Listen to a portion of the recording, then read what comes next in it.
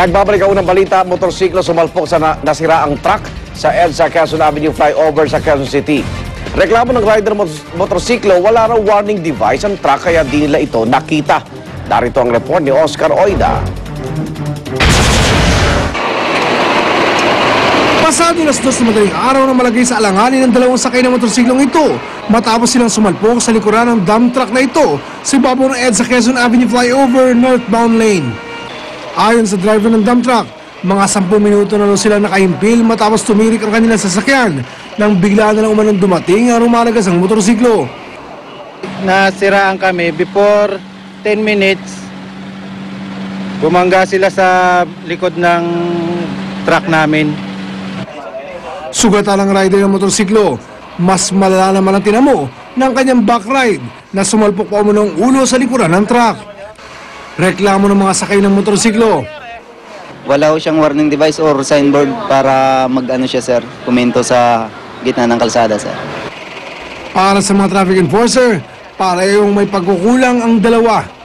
Ang truck driver, bukod sa di nag-hazard, di man na daw naglatag ng mga early warning device. Ang rider naman ng motorsiklo, masyado na matuloy ng takbo, dahilan para di mapansin ang damuhalang truck sa kanyang unahan. Sa mga nasisiraan naman, dapat kumpleto tayo ng gamit. Meron tayong early warning device para tsaka i-hazard nyo yung sasakyan para mag-warning sa mga parating na motorista. Ito ang balita sa Quezon City. Oscar Oida, reporting.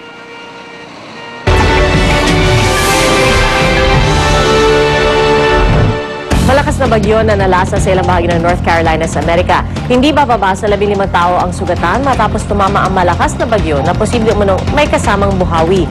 Maraming bahay ang nawasak at natanggalan ng bubong. Ang mga puno naman nagbagsakan at nabuwal. Nawalan din ng kuryente sa lugar na pumewisyo sa mahigit 1,000 residente.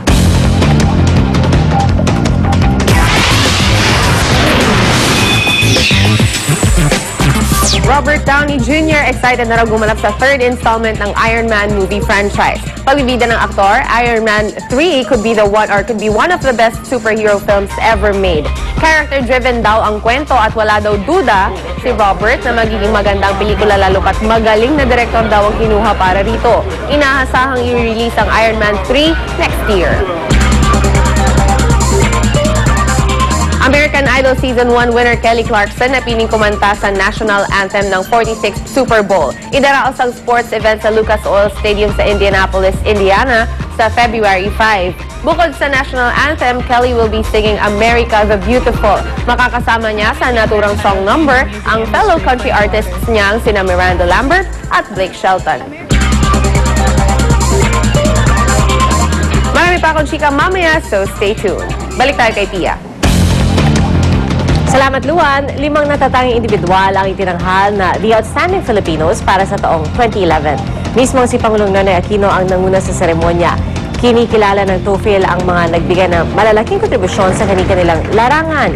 Binigyang parangal sina dating Finance Secretary Jesus Estanislao para sa governance, Dr. Ramon Neri para sa public service, Philippine Stock Exchange Chairman Jose Pardo para sa business, Silvia Dumo Pendon para sa entrepreneurship at si dating UP President Dr. Emerlina Roman para sa education. At ang irit naming mamaya, lalaki na sagasaan sa truck sa Tondo, patay. Kapuso star Julian San Jose may gagawing pelikula kasama si Elmo Magalona. Abangan po yan at iba pa sa unang balita mamaya.